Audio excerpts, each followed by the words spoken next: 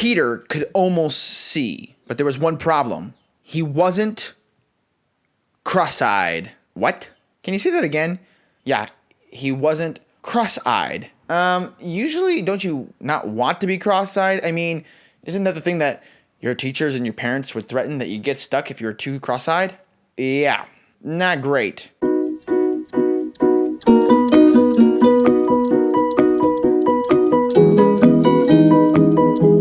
So Jesus and the disciples make their way across the lake again. And the disciples, they still aren't able to understand what Jesus meant by the 5,000 and the 4,000 feeding. It's a little weird. Jesus is a little frustrated, but they keep moving. And Jesus gives a picture of how they are changing in the next miracle he does. He finds a blind man, and this blind man comes to him, and he touches him, actually makes some mud and rubs it in his eyes.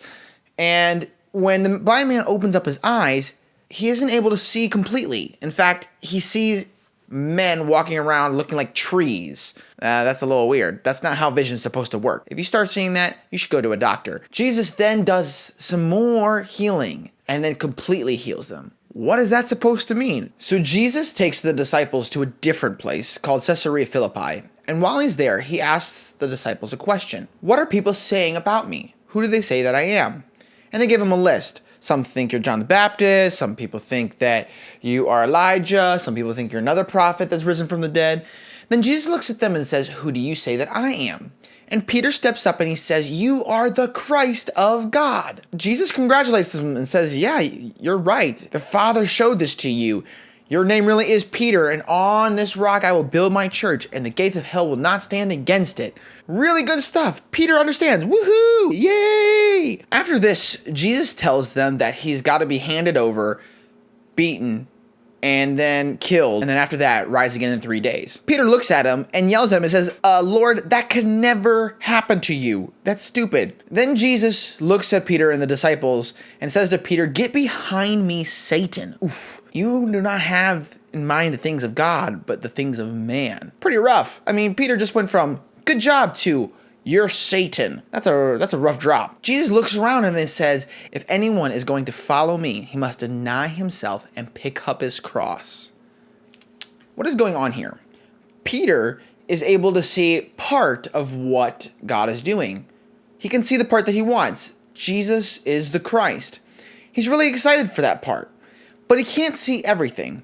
Just like the blind man who was partially healed for a moment. He could see that there were people, but they looked like trees.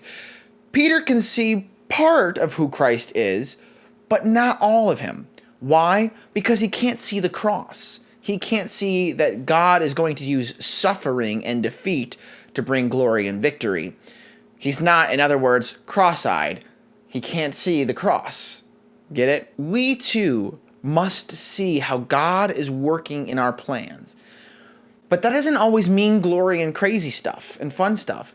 Sometimes it means embracing the cross. Even in moments like this, in this pandemic, this is a time of the cross, right? Suffering. But even here, even in this part, we don't throw this out. Instead, we see God's plan, and we see it in light of the cross, that even in the most greatest, biggest ever sufferings, Jesus is able to make things new. It's now time for Review with Bibby.